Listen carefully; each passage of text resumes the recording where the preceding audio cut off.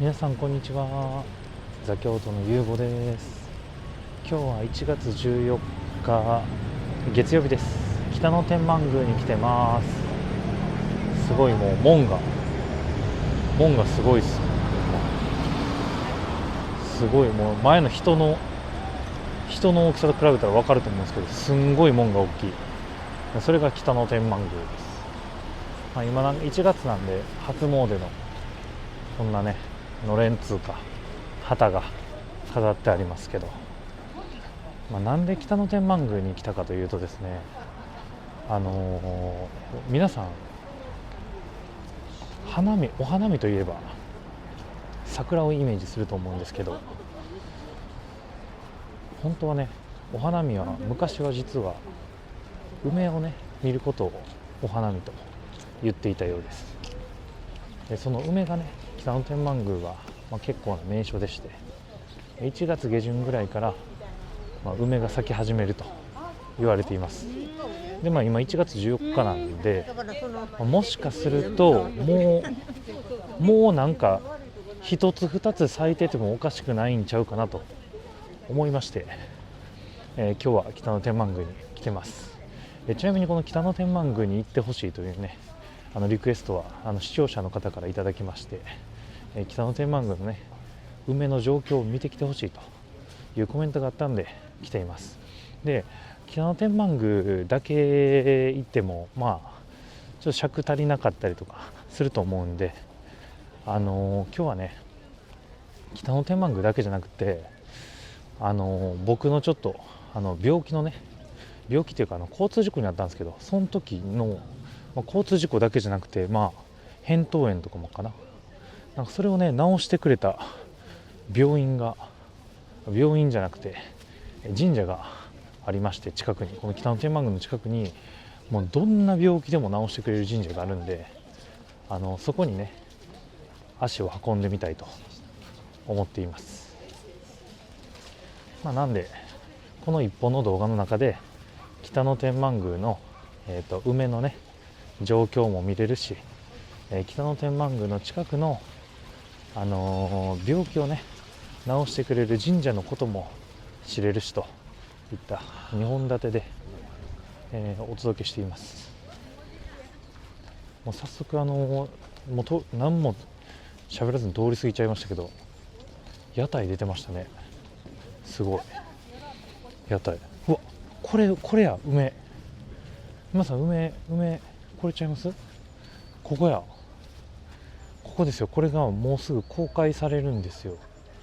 1月の25日からだったかな、公開されるんですけど、一応この北野天満宮の中も梅が、このね本殿となんかこのお庭みたいなのがねあるんですけど、本殿の方にも、少しねあるみたいなんで、そのね開花状況というか、そういうのも拾いながら今日はお散歩していきたいと思います。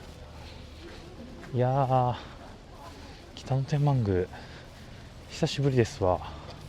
結構僕実は昔はね結構来てたんですけど、最近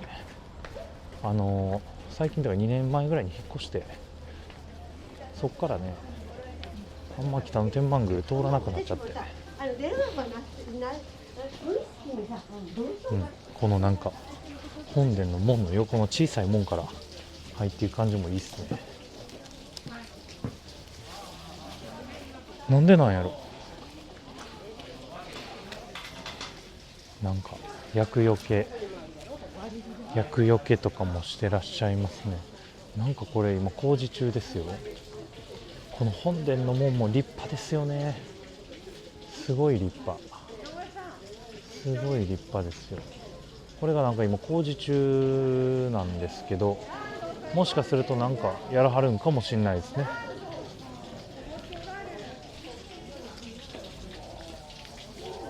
まず皆さんここで手を清められます。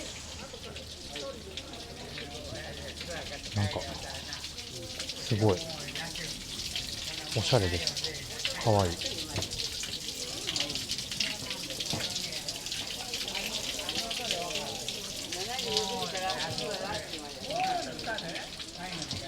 かわいいですね。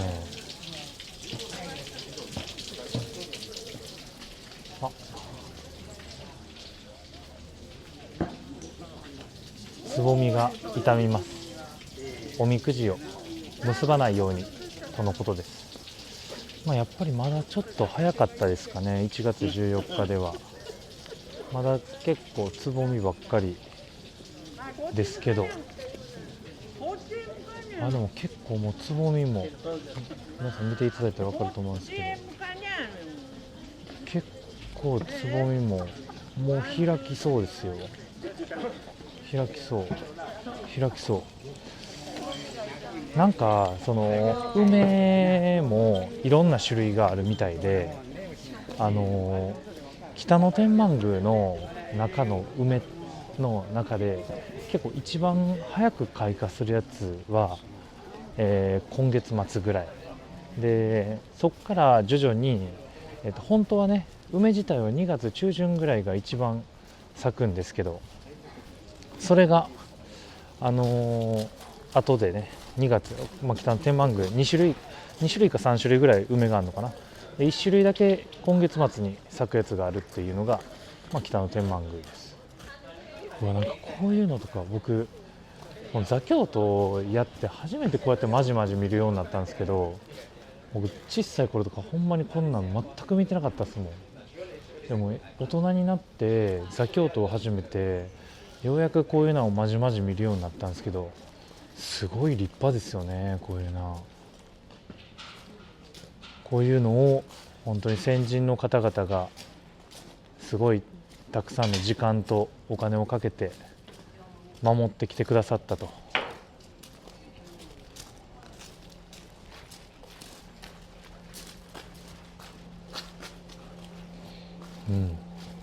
いいですね。皆さんの書き初めも下に飾られています。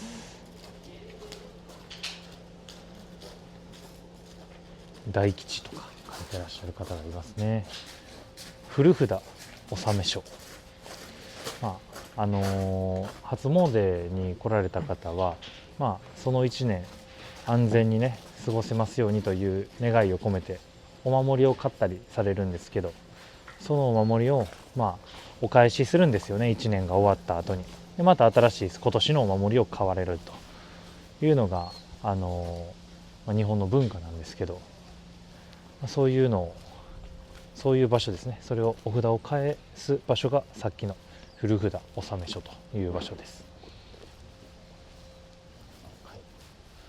この階段今塞がっているんですけど、御手洗祭りと御手洗し祭りかなというのが夏にありまして、ろうそくに火をつけてここをね階段を降りて入っていって、その歩いていった先にねこの水が溜まってるところあると思うんですけど、ここを歩いていくんですけど、歩いていった先にあるろうそくに火をつけることができれば、何かその年1年なんか健康に過ごせるみたいな、なんかご利益があるっていうのが御手洗祭り、御手洗祭りなんですけど、そういうのもやってらっしゃいます。この北野天満宮さんは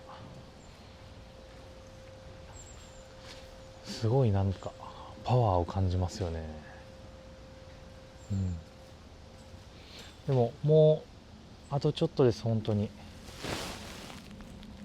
あんま触らない方がいいですね。触らない方がいいな。あとちょっとです。今月末にはもうこれは咲いてくると思いますね。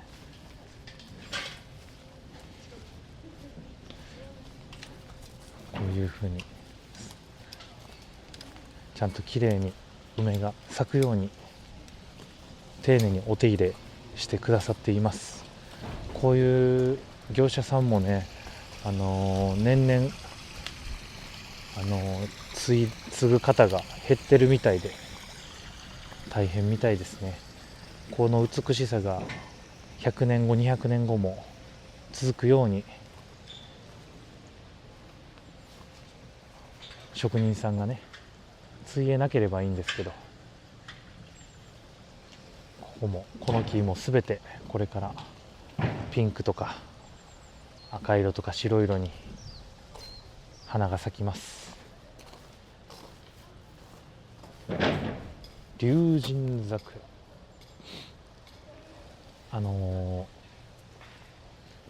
北野天満宮はですね、桜の名所としても有名です。梅だけじゃなくて桜の名所なんで、1月下旬から梅が咲き始め、2月になるとまた別の梅が咲き始め、3月下旬になると次は桜が咲き始めると。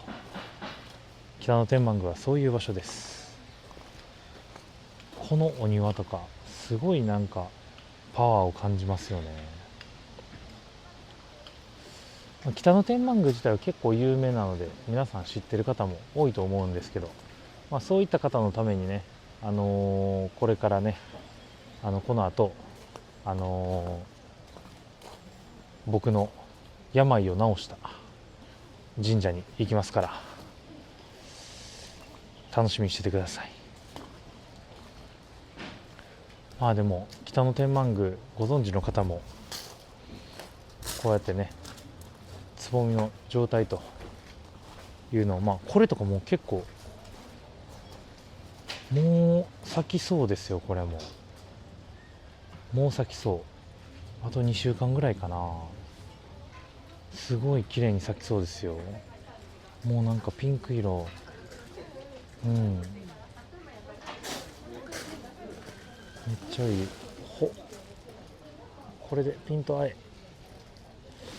いやー、カメラって難しいですよね。なかなかピント合わへん。これはもう絶対結構早く咲いてきますね。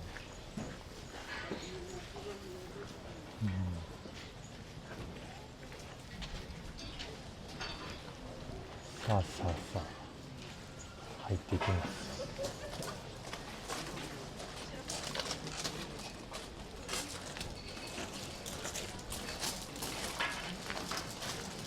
北野天満宮は何やら今設営の準備をされていらっしゃいます。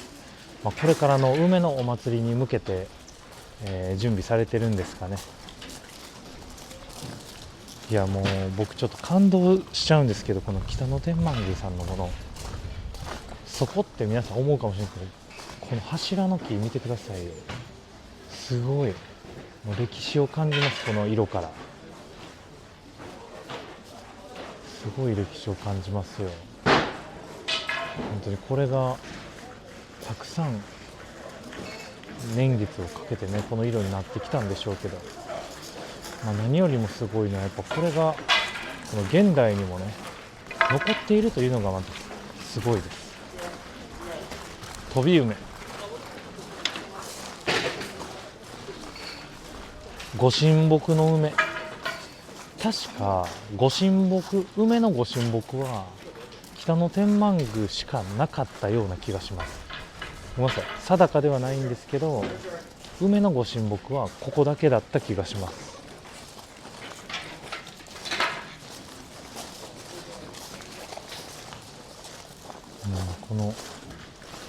このご神木の梅はまだですね。これはまだまだつぼみですわ。まだです。国宝の北野天満宮のご本殿、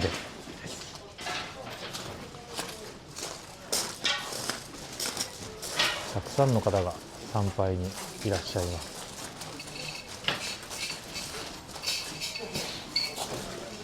お守りとかもあそこで買えますね。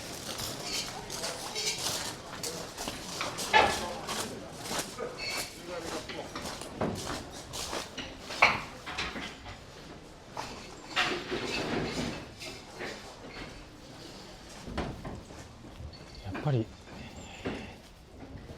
まだなんですかね、北野天満宮の梅は。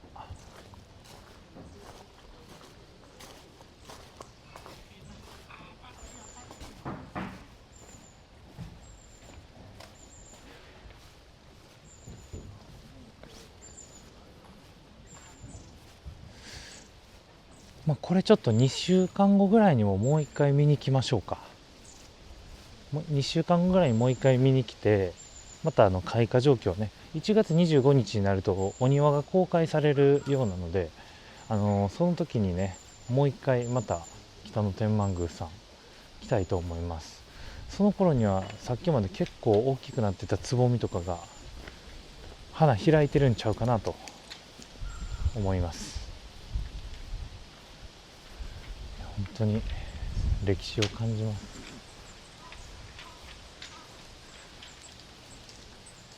これは何でしょうか。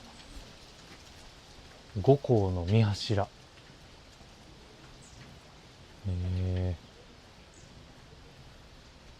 学徳、あ、そうだそうだ。北野天満宮さんってなんかその受験に強い神様みたいなんですよ。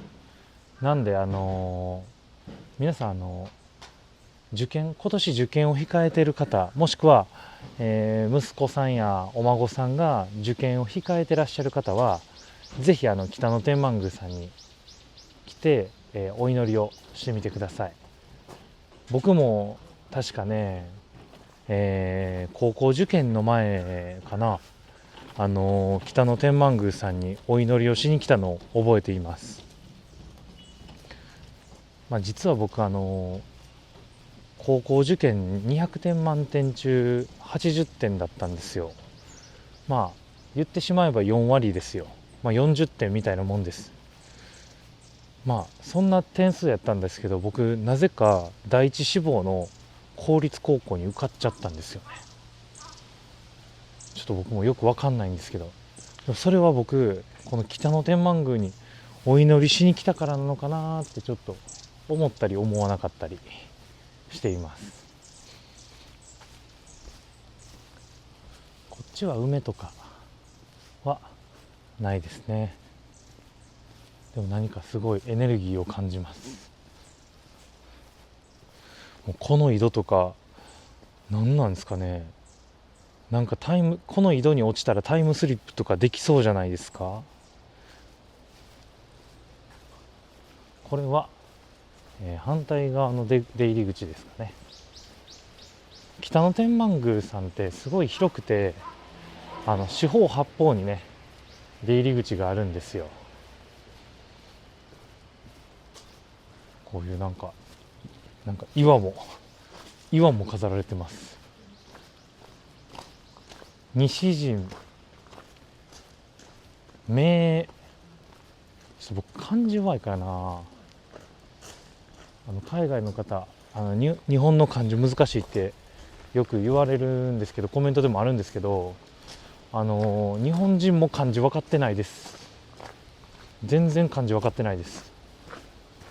ほんまにね、最近特に若い子はもう余計分かってないと思いますね。書くこと一切なくなったから、全部打つだけじゃないですか。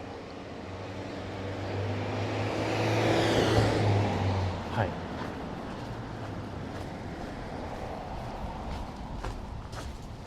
い。いや、北野天満宮広いっすよね、本当に。本当に広いな。いや、僕将来こういうこういうとこを座京都の収益であれですね、ちょっと何かお手伝いしたいですね。管理をお手伝いしたい。座京都ってそういう目的で始めたんですよね、最初。潰れかけてる参拝者がいなくて潰れかけてる寺社仏閣が結構京都にはあって、そういう場所を救いたくて座京都っていうのを始めたんで、このチャンネルの収益で何かそういうお手伝いができたらいいですよね。皆さんこういうとことか全然気にかけないと思うんですけど、これ地味にすごくないですか。昔の倉庫ですよ。もう今のね扉は今の現代っぽくなっちゃってるんですけど、この倉庫かっこいいですよね。いや、僕ああいう昔ながらの建物というか見ちゃうとすごい興奮しちゃうんですよね。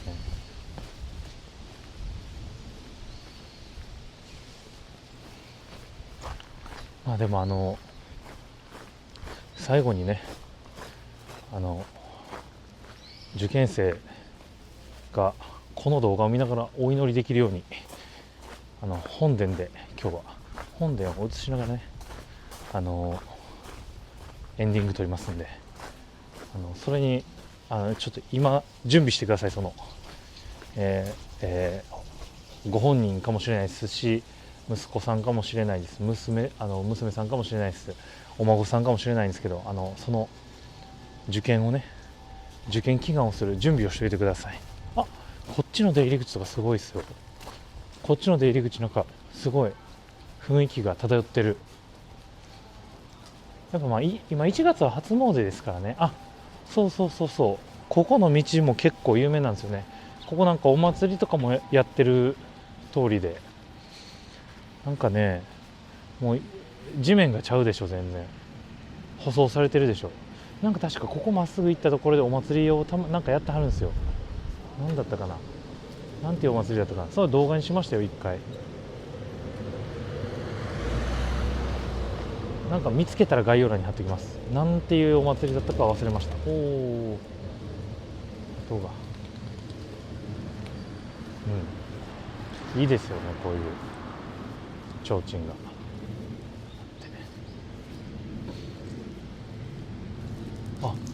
今日はなんかお祭りやってるみたいですね。阪神謝礼祭、ちょっと漢字読めないですけど、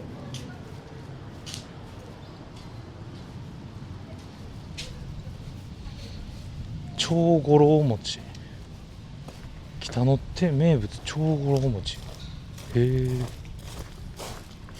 なんかお餅屋さん、これ絶対もうすんごい昔のお餅屋さんやったんでしょうね。すごいな。へえ、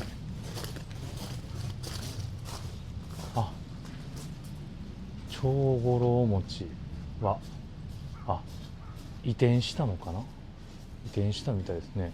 長五郎餅についての説明も書いてありますよ、ここに。天正年間ってちょっと待って、天正年間っていつだ。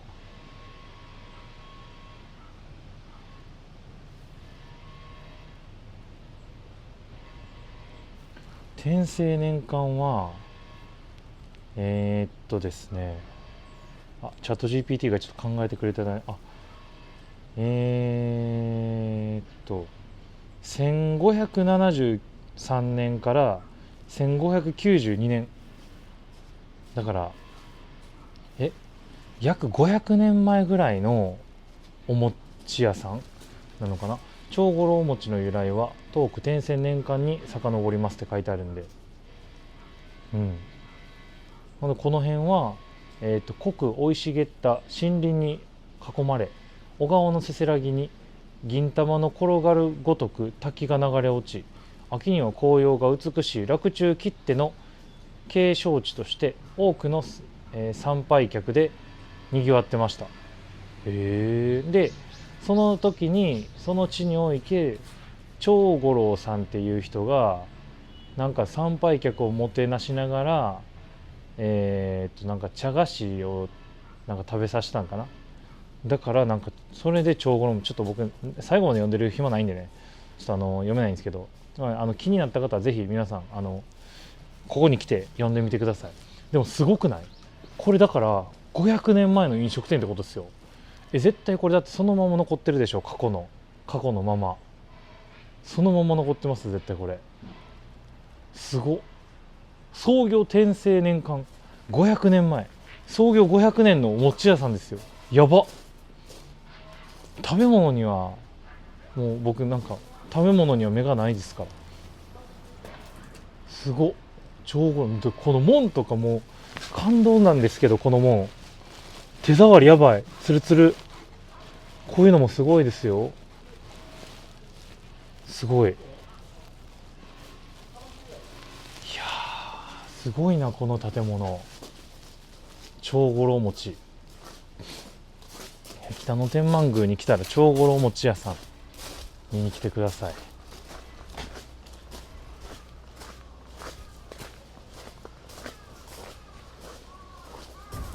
なるほど。間違えておみくじをね、梅の木にこうやって結ばはる人がいるから、こうやってちゃんと紐用意してくださってます。おみくじをしてなんか外れやったりすると、外れっていうか大吉とかじゃなくてなんか凶とかやったりすると結んだ方がいいって言われてるんですよ。でこれだからおみくじ結んだ、だからここにはもう凶ばっかりが集結してるってことですね、多分。いや、わかんないですよ。大吉で結んではる人もいるかもしれないけど、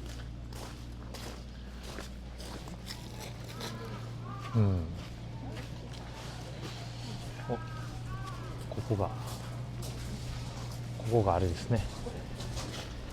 もう一回戻ってきました。この場所に、準備してらっしゃる場所に戻ってきましたよ。ここでお祈りができるんで、この動画を見てる方の周りに受験生がいらっしゃったら、僕ここで今10秒止まるんでお祈りしてください。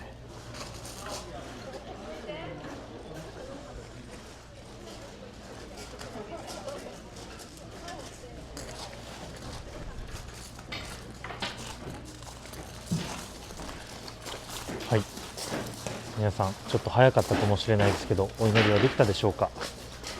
本当にね、北野天満宮はね、受験に効きますよ。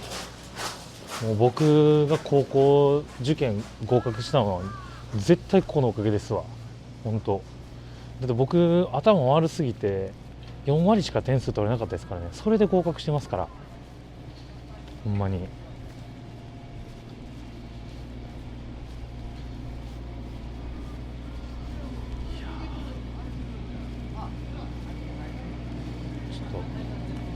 今日も風月殿かっこええな。こういうとこ住みたいな。おそらくなんですけど、この障子の真ん中に2つだけちょっと色の違う障子があるでしょ。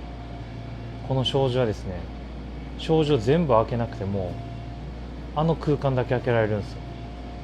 で、玄関に誰が来たかとかを見たりするときにああいうのを使ったりします。小窓みたいなね、小窓みたいな感じですけど、その小窓を開けて、全部開けずに小窓だけ開けてね、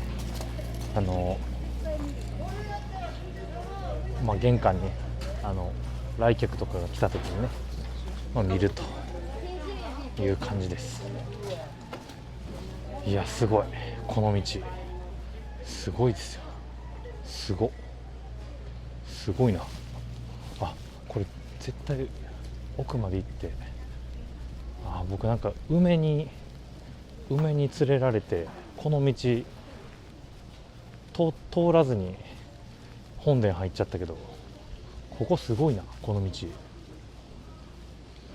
かっこええな。すごっ。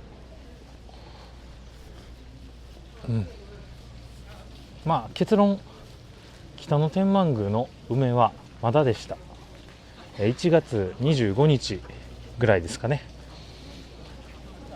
なんかそこからお庭が開放されるみたいなんで、北野天満宮の、梅がね、気になる方は1月25日以降にいらっしゃったらいいと思います。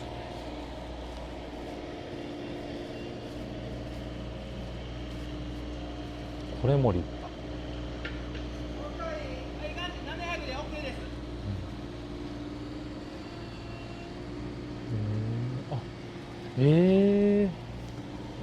この提灯、さっきの通った場所の提灯はですね、一つ1000円、いや1万円だ、一つ1万円で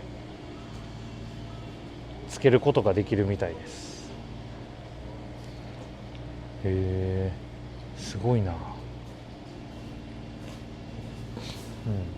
皆さんこれはだから一つ1万円で払ってこうやって名前書いていただいてるっていうことですね。いいですね。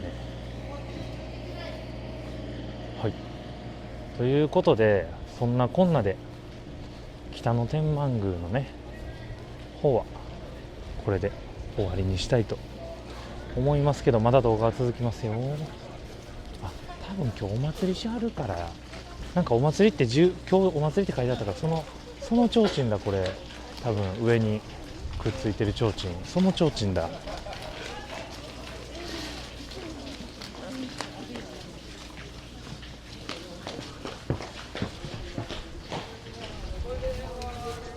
さて、じゃあ続きまして、北野天満宮の近くにあるですね、絶対に病気が治る神社に歩いていきたいと思います。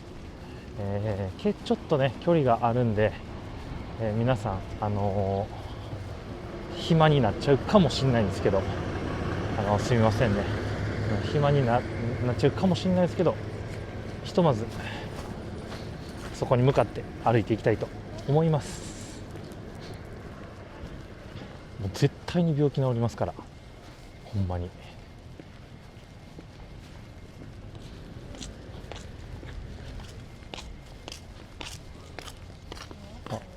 この牛さんはですね、触ると縁起がいいと言われています。なんで縁起がいいのかはちょっと僕忘れました。だから皆さん触らはります。いや、唐揚げ、チーズハットク、クロワッサンたい焼き、串焼き。海外の方串焼きとか好きそうですね。なんかちょっと梅見えへんかな、お庭の梅。ちょっと一つでも二つでも咲いてたらいいんですけど、2週間後にもまた来ますから。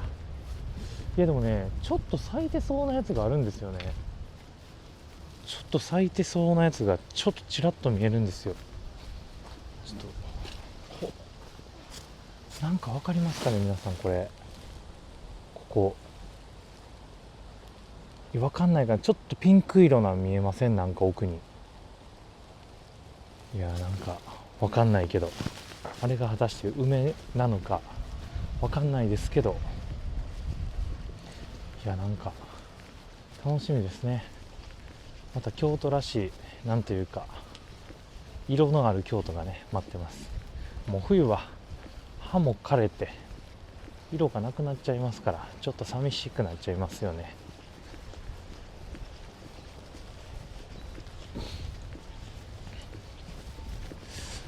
じゃあ次の病気が絶対に治る神社に、向かいながらね、結構歩いて北野天満宮から歩いて10分ぐらいあるんで、スキップしたい方は皆さんスキップしてください。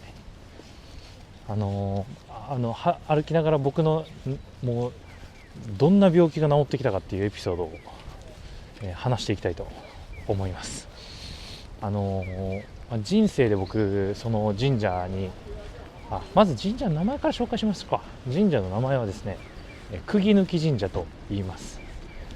なぜ釘抜きなのかと言いますと、釘を抜く金具があるんですけど、工具ですね、金具というか工具があるんですけど、その工具が飾られています。でかの昔ですね、その釘を抜く工具で、釘を抜いたらあれです、病気が治った方がいらっしゃいました。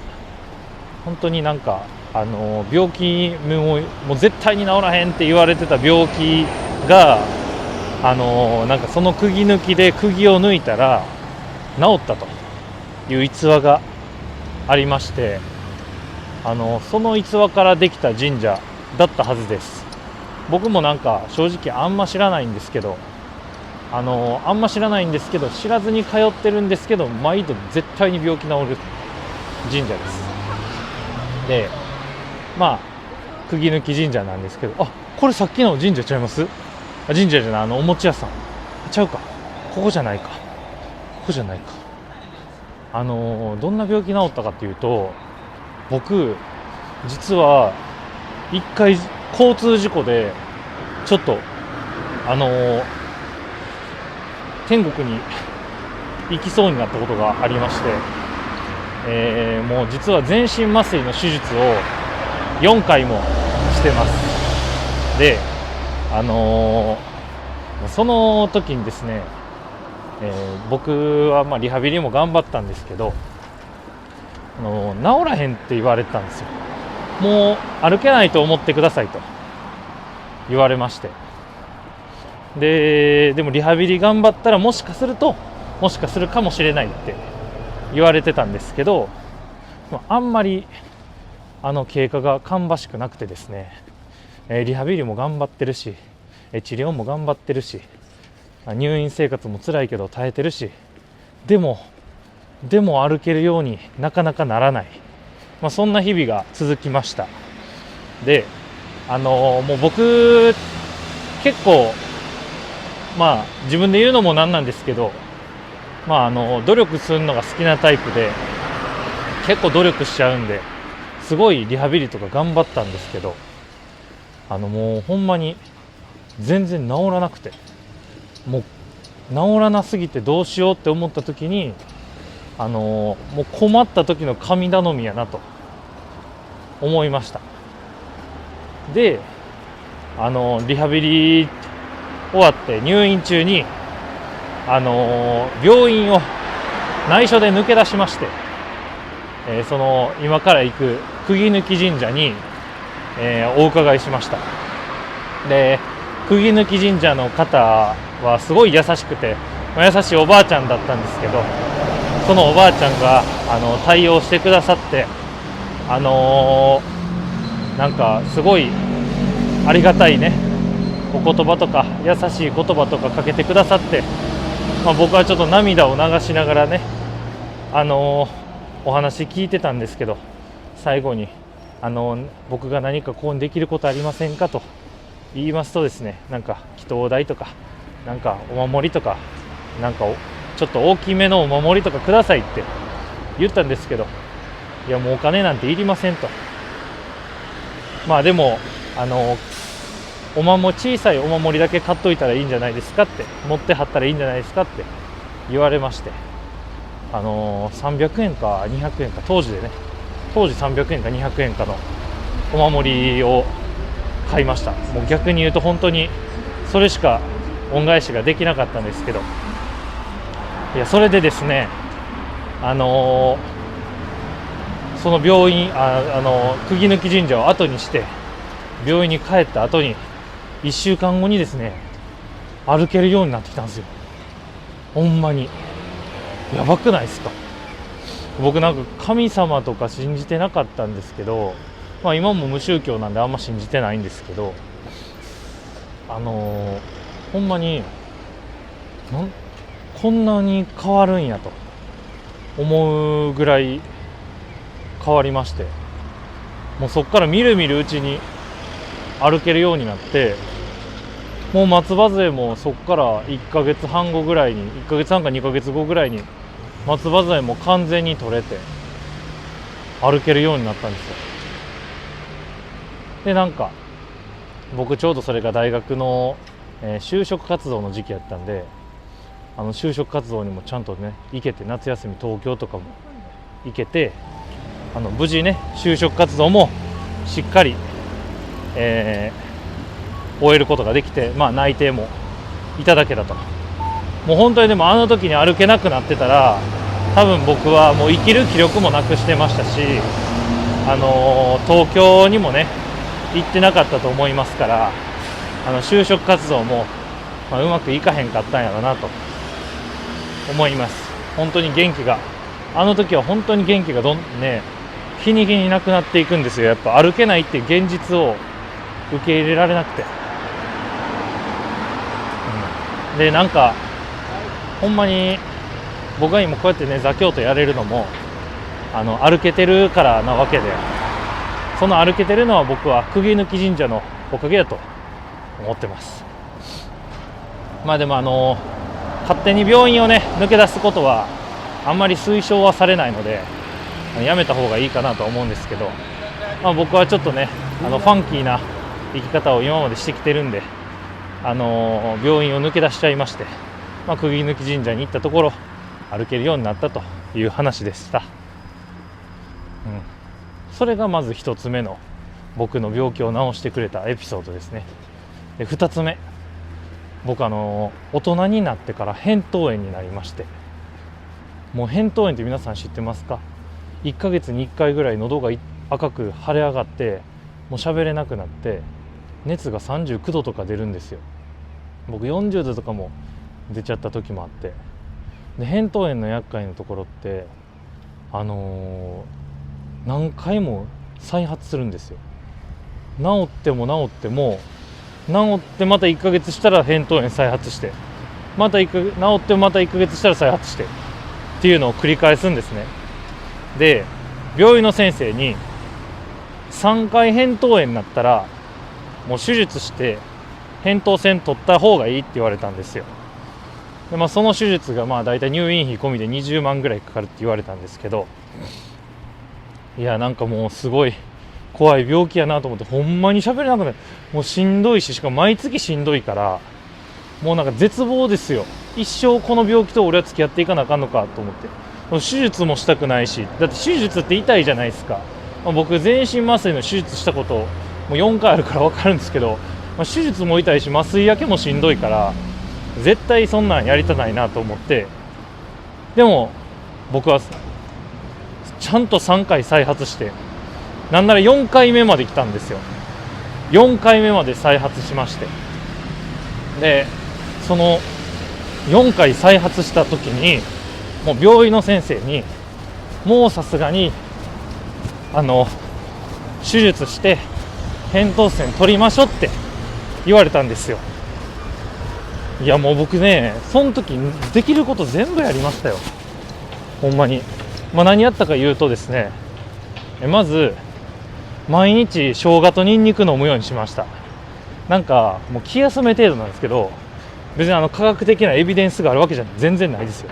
ないんですけど、なんか生姜って喉に良さそうやし、なんか生姜って抗菌作用とかもあるじゃないですか。だからもう生姜すりつぶして毎日飲んだら喉の菌が死ぬんちゃうかなと思って生姜飲んだのと、僕低体温症っていうか平熱が35度2分とかやったんですよ昔。だからそれもあるんちゃうかと思って、でニンニクってめっちゃ体温上げてくれるらしいんですね。だからそのニンニクを毎日ニンニクもすりつぶして飲んで、生姜とニンニクを毎日すりつぶして飲んでました。で、生姜とニンニクもすりつぶすし、僕体温を上げるために筋トレも頑張って運動もしたんですよ。ウォーキングとかランニングとかしたりとか、筋トレも頑張ったりとかして、結構体温もね少しずつですけどなんか元に戻してって、で35度8分とかにねなったんですよ、平熱がね。でなんか扁桃腺のそのウイルスって免疫力が下がってるから感染するんやって言われたんで、頑張って免疫力上げました。でもね、免疫力上げても全然治らなかったんですよ、ほんまに。免疫力上げても再発して、で結果的に4回再発しました。もうその4回もやっぱ再発するとほんまにもう病んでくるんですよね。もうしかも次が5回目があるんちゃうかと思って、その5回目があるんちゃうかと思ったらまた気がめいってくるし、で気がめいってくるとね、次またなんか運動する気にもなれなくなってくるんですよね。だからもう結構しんどかったんですよ本当に。でもうどうしようかなって思った時に僕がたどり着いたんが、そういや僕歩けへんって言われた時に歩けるようになったなと思って、釘抜き神社行って歩けるようになったなと思って、それをもう一回やってみようと思いまして、僕の家から自転車で走り、釘抜き神社に行きました。やっぱ釘抜き神社に行ったらやっぱり治ったんすよ。めちゃくちゃすごないっすか。もうすぐ治っちゃいました。すぐ治ったというか、なんか5回目の再発がしなかったんですよ。すごないですか。いやもうだからほんまにもう僕これは皆さんに伝えたい。もうほんまに病気で困ってる方世の中たくさんいらっしゃると思うんで、もうそんな方に伝え、僕ちなみにですけど、僕無宗教ですよ。別に神様とか信じてるわけじゃないですよ。そんな僕がここの神社だけは病に効きますよと言ってるのが釘抜き神社です。という話をしてるとですね、到着しました。僕の足を復活させてくれた釘抜き神社、そして僕がこんなに喋る動画を出すんですけど、この喉をね回復させてくれた釘抜き神社、たどり着きました。北野天満宮からやっぱり歩いて10分ぐらいはかかりましたね。まあでも笑う門には福来たるって言ってますから、みんな僕の動画見て、笑いながら見ていただければなと思います。見てください。釘抜き地蔵、釘抜き地蔵尊って書いてあります。尊、最後の尊っていう意味がちょっと僕にはよく分からへんけど、釘抜き地蔵のあなたの願いをお地蔵様にお届けします。釘抜き地蔵もすごい、もうほらこうやってパンフレットとかにも載るぐらいすごいんですよ。お地蔵様にお祈りをし、心と体の痛みを根こそぎ抜いてもらう、そういうことです。本当にこれが釘抜き地蔵さんです。病魔退散、苦悩消滅。いやもういいこと書いてあるな。これが釘抜き地蔵です。ちょっとお辞儀しまして、もう僕はもうここの神様に助けられて今生きてますから、本当にすごい立派な神社ですよ。これは桜ですかね、しだれ桜ですかね。境内の中にはねこういう風なのもあったり、今ちょっと丁寧に気を整えられてます。そしてこれが釘抜き地蔵の本殿ですね。本当にすごくお世話になりました。こうやってそのお礼をするんです。釘抜き地蔵さんに病気を治してもらったらこうやってお礼をします。この抜いた釘と釘抜きをこの上に飾らせてもらってお礼をします。すごいですよ。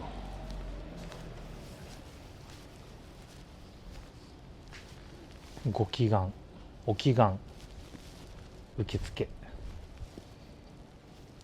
病気、もう漢字分からへん。病気平らに癒す、心願成熟、商売繁盛、苦悩解消、全部や、全部いける。これ見てくださいよ、この古からたまった釘抜きと釘を、もうこの辺のこの真っ黒になってるやつとか、もういつの時代のなんでしょうね。これもう本当に昔からたくさんこうやってお祈りをしに来る方がいて、たくさんの病気を治しているところが伺えます。もう平成だ。平成で結構こんな色になっちゃうんですね。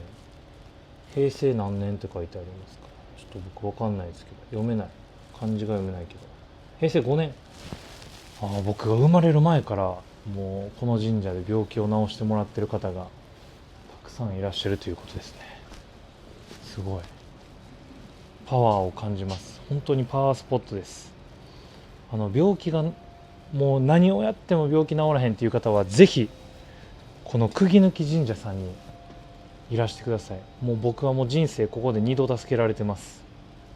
本当に感謝してます。ちなみに僕の財布には最初の足が歩けなくなった時の、結果的に歩けるようになったんですけど、その時に買ったお守りがいまだに僕の財布の中にはしまわれています。もうそれぐらい僕はもうここを信じ尽くしてます。もう本当にもう病気が治らなくて困った方、ぜひこの釘抜神社さんに足を運んでみてください。本当にいいですよ。ここは絶対に病気が治りますから。というところでちょっと最後に、本殿っていうのかな、これは映させてもらいながら、皆さん何か、病気で悩まれている方、今お祈りをされてください。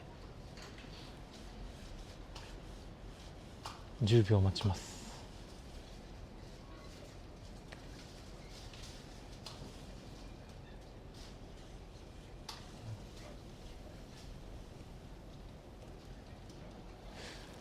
さあ、釘抜神社さんも優しいのが、こうやってもうお茶置いててくれてるんですよ。こんなもう休憩したくなるじゃないですか。こんな座席あったらもうコップとかも置いてくれて、本当に優しい。本当に利他の精神で生きてらっしゃいます。もう本当に他人を幸せにするためにやってらっしゃいます。本当にね、ここはマジで病気が治ります。もうめちゃくちゃおすすめですから、ぜひ皆さん釘抜神社さん足を運んでみてください。ちょっと最後に2度直してくれたことをお礼させていただきます。いや本当に僕の人生はこの釘抜神社によって、成り立っていると言っても過言ではありません。というところで皆さん、今日のエンディングを撮っていきたいと思います。今日の動画がいいと思った方はグッドボタンとチャンネル登録をよろしくお願いします。コメントも動画作りの励みになりますのでよろしくお願いします。コメントを書く際はぜひ母国語で書いてください。というところでエンディングも終わりまして、いや皆さん今日はいかがでしたか。本当にね、受験祈願とか、こうやって病気をね治すような神社とかいろいろ行って皆さんと一緒にお祈りしてきましたけど、今日の動画の感想ぜひぜひコメント欄に書いてくださいね。というところで今日の動画はこれで終わりにしたいと思います。皆さんありがとうございました。バイバーイ。